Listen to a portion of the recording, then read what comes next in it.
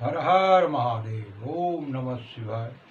दृष्टि vision for future channel में आप सभी भाई बहन मित्र बंधुओं का स्वागत है।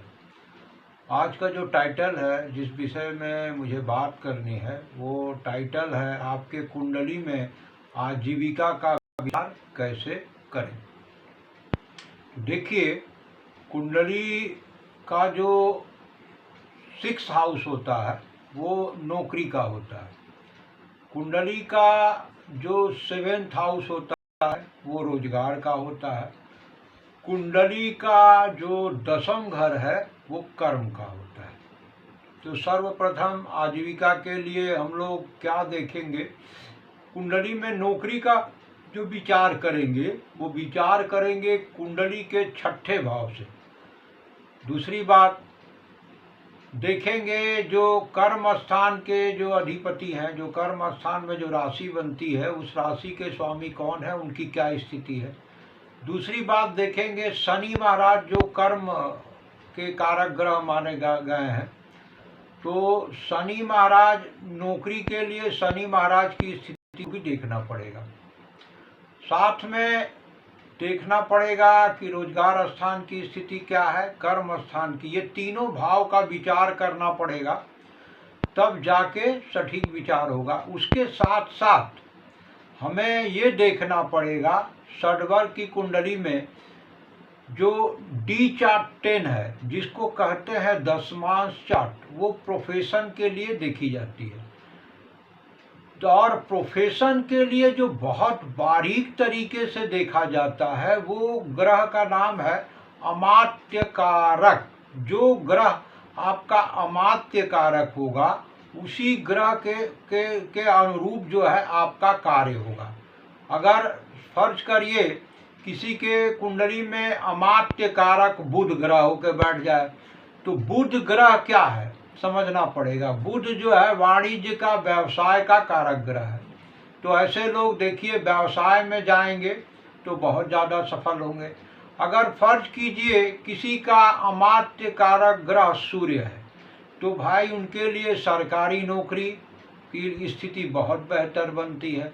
किसी का समझ लीजिए अमात्य कारक मंगल है, ठीक है, तो अब भाई मंगल है तो वो क्या करेंगे भाई, वो या तो देखिए वो जमीन से जुड़ा हुआ कार्य करें, लैंड प्रॉपर्टी बेचना खरीदना, कैटरिंग का कार्य करें, होटल रेस्टोरेंट चलाएं, ठीक है, या वो डिफेंस लाइन में जाने का उनका योग बनता है।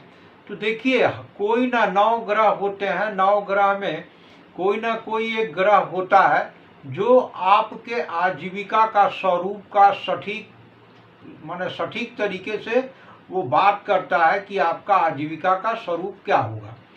तो नौकरी के लिए भाई शनि की स्थिति बहुत अच्छी होनी चाहिए, ठीक है। और साथ में अगर सरकारी नौकरी देखनी है तो सरकारी नौकरी के लिए जो आपका सूर्य की स्थिति देखनी पड़ेगी, क्योंकि सूर्य ग्रह जो है वो आपका गवर्नमेंट का कारक है। ग्रह में ये राजा की संज्ञा दी गई है। गवर्नमेंट का जो विचार करेंगे, सरकार का जो विचार करेंगे, वो विचार करेंगे हम लोग सूर्य ग्रह से, और सरकारी नौकरी का भी जो विचार करेंगे वो हम लोग करेंगे सूर्य ग्रह से। तो देखिए क्या देखना पड़ेगा भाई, 6ठे घर को देखना पड़ेगा नौकरी के लिए। रोजगार व्यवसाय के लिए भाई वो 7th घर 10th घर को देख लीजिए। अब 10th घर की स्थिति समझिए अगर गड़बड़ है, 10th घर के जो स्वामी हैं वो कहीं पाप आक्रांत में है, ठीक है। या देखिए कुंडली के जो 12 भाव होते हैं उन सारे भाव में रूल्स ऑफ प्रेडिक्शन, मतलब एक नियम है। नियम क्या कहता है कि जब कुंडली का 12 हाउस में से किसी भी हाउस के स्वामी जब वो अपने स्थान से 6वां घर, 8वां घर, 12वां घर में रहते हैं तो वो उस घर को बर्बाद कर देते हैं, उस घर का शुभ फल प्रदान नहीं करते हैं। तो भाई देखना पड़ेगा कुंडली का जो 10th घर है, वहाँ के जो 10th घर के जो स्वामी हैं उनकी स्थिति क्या है, वो कहाँ बैठे हैं, क्या अपने स्थान से 6वां है, 8वां है, 12वां है, या वो उन पे कोई पाप ग्रह की दृष्टि पड़ रही है, जैसे शनि राहु केतु की दृष्टि है, या उसके साथ युक्ति है, क्या है। साथ में आपको बहुत जाना पड़ेगा, डी चार्ट 10 में जाके स्थिति देखनी पड़ेगी। डी चार्ट 10 में वहाँ के लग्नेश की क्या पोजीशन है, साथ में ये देखना पड़ेगा कि भाई वहाँ पे कर्म स्थान लाभ स्थान की युक्ति कहाँ किस ग्रह के साथ हो रही है, तब जाके आपके आजीविका के बारे में बहुत सटीक रूप से विचार किया जा सकता है। तो आजीविका के लिए देखिए, उसके बाद एक सिद्धांत ये भी कहता है कि आपके कुंडली का दशमेश माने दशम भाव जो कर्म भाव के स्वामी है, उनकी नवांश में क्या स्थिति है। कुंडली नवांश जिसको डी चार्ट 9 कहते हैं, वो मैरिज के लिए भी विचार होता है, प्लस वो वहाँ हर और कई सारी बातों का विचार होता है। यहाँ ग्रहों की स्थिति देखनी पड़ती है लगन चार्ट में। लगन चार्ट के बाद नौकरी के लिए जो कुंडली के दशमेश है, दशम भाव के स्वामी, कुंडली डी चार्ट 9 नवांश कुंडली में वो किस नवांश में जाके बैठे हैं, वहाँ से भी आजीविका का एक विचार होता है। लेकिन बहुत अच्छी तरह से जो विचार होता है, वो विचार होता है आजीविका के लिए, उसको कहते हैं अमात्य कारक। तो जैसा आप लोगों को उदाहरण स्वरूप बताया कि भाई सूर्य होगा तो सरकारी नौकरी, शनि होगा तो भाई ये नौकरी के लिए नौकरी आपका हो सकता है, सरकारी ही नौकरी हो जरूरी नहीं है, प्राइवेट नौकरी भी हो सकती है, या आप लोहे का कोई व्यापार करके या तेल का पेट्रोल का ये आप डीलरशिप लेके आप ये काम कर सकते हैं।